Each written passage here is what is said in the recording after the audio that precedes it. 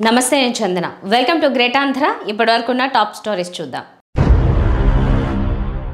సచివాలయాలు భారమే ఏపీలో సచివాలయ వ్యవస్థను తెచ్చింది వైఎస్ జగన్ ఆయన మానస పుత్రికలుగా అవి ఆవిర్భవించాయి సచివాలయాల కాన్సెప్ట్ కొత్తగా ఉండడంతో వాటిని జనాలు ఆదరించారు అయితే అవి చాలా ఎక్కువ సంఖ్యలో పెట్టడంతో పాటు 10 మందిని ప్రతి సచివాలయంలో ఉద్యోగులుగా నియమించారు దానివల్ల పని భారం ఉద్యోగులకు తక్కువైంది అలాగే వాలంటీర్ల వ్యవస్థను తెచ్చి ఇంటింటికి ప్రభుత్వ సేవలను వైసీపీ ప్రభుత్వం చేరువ చేసింది పాలనా పరంగా చూస్తే ఇవి సంస్కరణలుగానే అంతా చెప్పుకుంటారు కానీ సచివాలయ వ్యవస్థలో సిబ్బందికి తగిన పని లేకపోవడం ఒక కారణం అయితే వాలంటీర్లను మా పార్టీ వారు అని వైసీపీ నేతలు సొంతం చేసుకోవడంతో ఈ రెండు వ్యవస్థలు విమర్శలకు గురయ్యాయి కూటమి ప్రభుత్వం అధికారంలోకి వచ్చాక వాలంటీర్ల వ్యవస్థ అన్నది కొనసాగించడం లేదు దాంతో వారు ఆందోళన బాటపట్టారు ఇప్పుడు గ్రామ వార్డు సచివాలయాలను ఎలా చేయాలి ఏ విధంగా వాటిని ముందుకు తీసుకుని వెళ్ళాలి అన్నది కూటమి ప్రభుత్వంలో ఒక ఆలోచనగా ఉంది మిగులు ఉద్యోగులను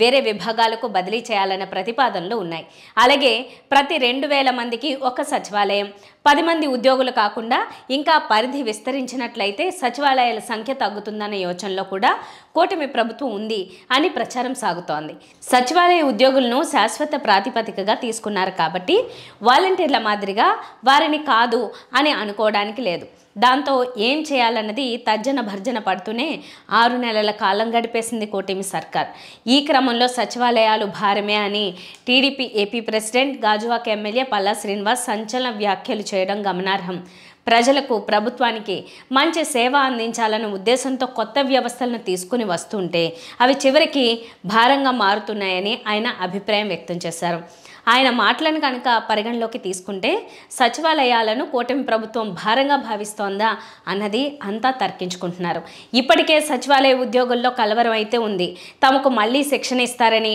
వేరే చోట్లకు బదిలీ చేస్తారని వారు ఆందోళన చెందుతున్నారు తమను ప్రభుత్వ ఉద్యోగులతో సమానంగా గుర్తించి వేతనాలు చెల్లిస్తారన్న ఆశతో సార్వత్రిక ఎన్నికల ముందు వారిలో ఎక్కువ శాతం కూటమికే మద్దతు పలికారు అన్న ప్రచారము ఉంది ఇప్పుడు ప్రభుత్వం అయితే వారి విషయంలో ఏ నిర్ణయం తీసుకుంటుందో అన్నది అయితే అందరిలోనూ ఉంది సచివాలయాలు భారం అన్నది కనుక ప్రభుత్వ ఆలోచన అయితే మాత్రం గ్రామ వార్డు సచివాలయాల విషయంలో ప్రభుత్వం ఒక కీలక నిర్ణయమే తీసుకునే అవకాశాలు మెండుగా ఉన్నాయని అంటున్నారు ఆ నిర్ణయం ఏమిటో అన్నది ఎవరికీ తెలియడం లేదు అని అంటున్నారు కూటమిలో ఉన్నోళ్ళకి దిక్కు లేదు కొత్తగా వచ్చే వాళ్లకు అధికారం ఎక్కడుంటే అక్కడ వాలిపోయే వాళ్ళు ఉన్నారు అధికార లక్షణం అదే అధికారం అనేది అయస్కాంతంలో ఆకర్షిస్తూ ఉంటుంది మారిన రాజకీయ పరిస్థితుల్లో ప్రతిపక్షంలో ఉంటూ పోరాటాలు చేయడానికి మెజారిటీ నాయకులు ఇష్టపడడం లేదు ఎందుకంటే రాజకీయాల్లోకి వ్యాపారులు రావడమే ప్రధాన కారణం లాభ నష్టాలు బేరీజు వేసుకునే వాళ్ళు సొంత ప్రయోజనాలు తప్ప సామాజిక కోణంలో ఆలోచించే పరిస్థితి ఉండదు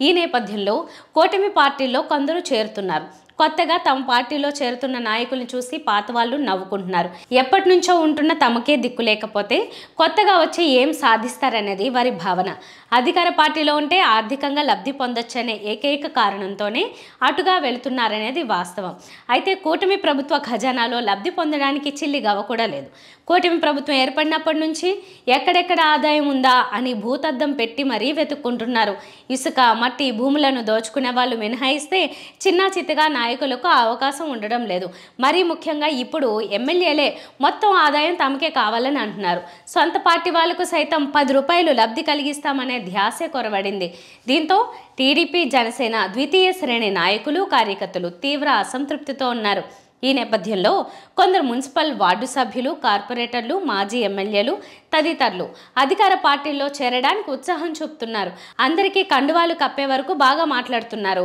ఆ తర్వాత అసలు సినిమా మొదలవుతోంది పట్టించుకునే దిక్కు లేదని కూటమి పార్టీలో చేరిన వాళ్ళు వాపోతున్నారు ఏవేవో ఊహించుకుని అధికార కూటమి నీడన చేరుకుంటే చివరికి ఏమీ అయ్యేలా కనిపించడం లేదనే వాళ్లే ఎక్కువ చిన్న ప్రాంతీయ పార్టీలను కాలరాచే వ్యూహమా మోడీ నేతృత్వంలోని కేంద్ర ప్రభుత్వం జమిలీ ఎన్నికల గురించి ఆలోచన చేస్తున్న తొలినాటి నుంచి కూడా ఒకటే భయం మేధావుల్లో వ్యక్తమవుతూ వస్తోంది దేశంలో అన్ని రాష్ట్రాల అసెంబ్లీలకు పార్లమెంటుకు కూడా ఒకేసారి ఎన్నికలు జరగడం వలన ప్రాంతీయ పార్టీల అస్తిత్వానికి ప్రమాదం అనే వాదన చాలా కాలంగా ఉంది మొత్తానికి సుదీర్ఘ కాలం తర్వాత ఇప్పటికే జమిలీ ఎన్నికల బిల్లు కేబినెట్ ఆమోదంతో లోక్సభ ఎదుటకొచ్చింది జేపీసీకి కూడా నివేదిస్తున్నారు.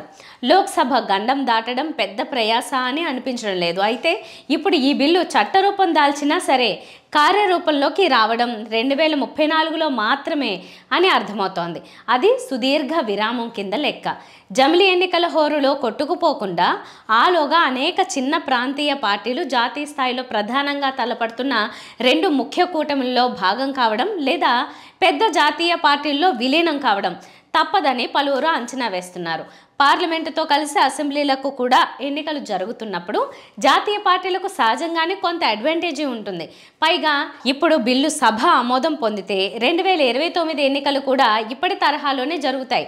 2029లో ఏర్పడే లోక్సభ సమావేశం అయ్యే తొలి రోజున రాష్ట్రపతి జమిలీ ఎన్నికల చట్టానికి నోటిఫికేషన్ ఇస్తారు. ఆ తర్వాత 5 ఏళ్లకు అంటే 2034లో తొలి జమిలీ ఎన్నికలు జరుగుతాయి. సొంతంగా అధికారంలోకి రాగలిగిన స్థాయి చిన్న ప్రాంతీయ పార్టీలకు మరీ పెద్ద దెబ్బ పడకపోవచ్చు. కానీ కేవలం ప్రజల గళాన్ని వినిపిస్తూ కొన్ని వర్గాల కోసం పనిచేస్తూ కొన్ని ప్రాంతాల్లో ప్రభావం చూపిస్తూ ఉండే చిన్న ప్రాంతీయ పార్టీలకు ఈ పరిణామాలు పెద్ద దెబ్బగా మారతాయి. 2029 ఎన్నికల నాటికే ఈ ప్రభావం గణనీయంగా కనిపిస్తుందని, బలమైన జాతీయ పార్టీలు మరింత బలంగా తయారవుతాయని, ఆ తర్వాత కూడా మరో 5 ఏళ్ల తర్వాత జమిలీ నిర్వహించడం అనేది చిన్న పార్టీల స్థైర్యాన్ని దెబ్బతీస్తుందని, చిన్న పార్టీలను కాలరాచే వ్యూహం ఇది అని పలువురు విమర్శిస్తున్నారు. మండుతోంది కానీ ఏమీ అనలేము. ఇదో చిత్రమైన పరిస్థితి. అటు నో అనలేము, ఇటు ఎస్ అనలేము. తెలంగాణలోని తెలుగుదేశం అనుకూల జనాల పరిస్థితి. రేవంత్ రెడ్డి కాంగ్రెస్ పగ్గాలు తీసుకున్నప్పుడు బలంగా మద్దతు ఇచ్చారు తెలంగాణలో సెటిల్ అయిన ఆంధ్రుల్లో ఉన్న తెలుగుదేశం మద్దతుదారులు. తెలంగాణలో కాంగ్రెస్ ప్రభుత్వం ఏర్పాటైతే తమ ప్రభుత్వం వచ్చినంత ఆనందించారు. భారతీయ రాష్ట్ర సమితిని వారు తమ శత్రువు అయిన జగన్కు మిత్రుడిగా భావించడమే అందుకు కారణం కావచ్చు. కానీ రాను రాను ఆ హనీమూన్ డేస్ ముగిసిపోతున్నట్లుగా అనిపిస్తోంది. రేవంత్ రెడ్డి చాలా స్ట్రిక్ట్గా తాను అనుకున్నది, తాను సాధించాలనుకున్నది ఒక ప్లాన్ గీసుకుని ఆ దిశగా సాగిపోతున్నారు. ఇక్కడ ఎవరి మాట వినేది లేదు, వెనక్కి తగ్గేది లేదు. ఈ తీరు ఇప్పుడు తెలుగుదేశం అనుకూల జనాలకు లేదా ఆంధ్ర సెటిలర్స్లోని తెలుగుదేశం అనుకూల జనాలకు కాస్త ఇబ్బందికరంగా మారింది. సినిమా ఇండస్ట్రీకి కావలసినన్ని వెసులుబాట్లు ఇచ్చినంత కాలం రేవంత్ రెడ్డి మంచివారయ్యారు. సంధ్యా థియేటర్ దుర్ఘటన మీద కఠిన చర్యలు తీసుకుంటే చెడ్డ అయ్యారు. ఇప్పుడు మంత్రి పొంగులేటి ఆంధ్ర వ్యవహారాల మీద మాట్లాడినా ఎదురు కామెంట్ చేయలేని పరిస్థితి. లోపలే మదనపడే వైనం. ఎందుకంటే ఏం మాట్లాడినా బీఆర్ఎస్కు మద్దతు ఇచ్చినట్లు అవుతుందనే అనుమానం. ఎన్టీఆర్ ఘాట్ తీసేయాలని సాక్షాత్తు మంత్రే తన అభిప్రాయం వ్యక్తం చేసినా ఏమీ కౌంటర్ చేయలేని పరిస్థితి. తెలంగాణలో తెలుగుదేశం పార్టీ ఏమంతా బలంగా లేదు. ఉనికి ఉన్నా అధికారం సాధించేంత అయితే కాదు. భారస, భాజపా, కాంగ్రెస్ ఈ 3 ఇక్కడ పార్టీలు. భాజపాతో ఏపీలో బంధం ఉంది. అలా అని దాన్ని తెలంగాణలో కొనసాగిస్తుందా అన్నదే అనుమానం. ఎందుకంటే రేవంత్ రెడ్డితో బంధాలు వదులుకోలేని పరిస్థితి. అందుకే సెటిలర్స్లోని తెలుగుదేశం జనాలు ఇప్పుడు కక్కలేక మింగలేక ఉన్నారు. చక్కెరతోనే చుక్కలు చూపిస్తారా? వైసీపీకి ఇప్పుడు నెమ్మదిగా సమస్యలు దొరుకుతున్నాయి. ఇన్నాళ్ళు లేవని కాదు, ప్రజా సమస్యలు ఎప్పుడూ ఉంటాయి. కానీ జనాలు ఎలా స్పందిస్తారో అన్న సంశయంతో పాటు 6 నెలల కాలం హనీమూన్ పీరియడ్గా కూటమి ప్రభుత్వానికి సమయం ఇచ్చారు. ఇప్పుడు ఆ సమయం ముగిసింది. మిత్రమా అంటూ మెల్లగా వైసీపీ నేతలు రంగంలోకి దిగుతున్నారు. చోడవరం మాజీ ఎమ్మెల్యే వైసీపీ సీనియర్ నేత కరణం ధర్మశ్రీ కూటమి మీద పోరాటానికి చక్కెరనే నమ్ముకున్నారు. తీపితోనే ప్రత్యర్థులకు చేదు తినిపించాలని ఆయన వ్యూహరచన చేశారు. చోడవరం నియోజకవర్గంలో గోవాడ చక్కెర కర్మాగారంలో రైతులకు చెల్లించాల్సిన కోట్లాది రూపాయల బకాయిలు తక్షణం ఇవ్వాలని ఆయన డిమాండ్ చేస్తున్నారు. లేని పక్షంలో రైతులతో కలిసి ఆందోళనలకు సిద్ధమని ప్రకటించారు. దసరాలోగా పాత బకాయిలన్నీ తీరుస్తామని చెప్పిన కూటమి ప్రభుత్వ పెద్దలు ఇప్పుడు సంక్రాంతి వస్తున్నా ఏమీ చేయకపోవడం ఏంటని ఆయన గుస్సా అయ్యారు. గోవాడ చక్కెర కర్మాగారం రైతులకు 16 కోట్ల రూపాయల బకాయిలు, సిబ్బందికి 60 కోట్ల బకాయిలు ప్రభుత్వం చెల్లించాల్సి ఉందని లెక్కలతో సహా చెప్పారు. ప్రభుత్వ పరంగా చక్కెర కర్మాగారాలకు ఎలాంటి సహకారం లేదని ఆయన మండిపడ్డారు. కూటమి ప్రభుత్వ వైఫల్యాలలో ఇది ఒకటి అని ఆయన గుర్తు చేస్తున్నారు. వైసీపీ హయాంలో చక్కెర కర్మాగారాలు లాభాల బాటలో నడిచాయని ఆయన పేర్కొంటూ కూటమి ప్రభుత్వం వాటిని పక్కన పెట్టడం పైన రైతులతోనే కలిసి ఉద్యమిస్తామని అంటున్నారు. దీంతో చక్కెర కర్మాగారం రైతులతో కలిసి ఉద్యమాలకు వైసీపీ మాజీ ఎమ్మెల్యే శ్రీకారం చుడుతున్నారు. ఇవి వాళ్ళ టాప్ స్టోరీస్. మరిన్ని అప్డేట్స్తో కలుద్దాం. నమస్తే.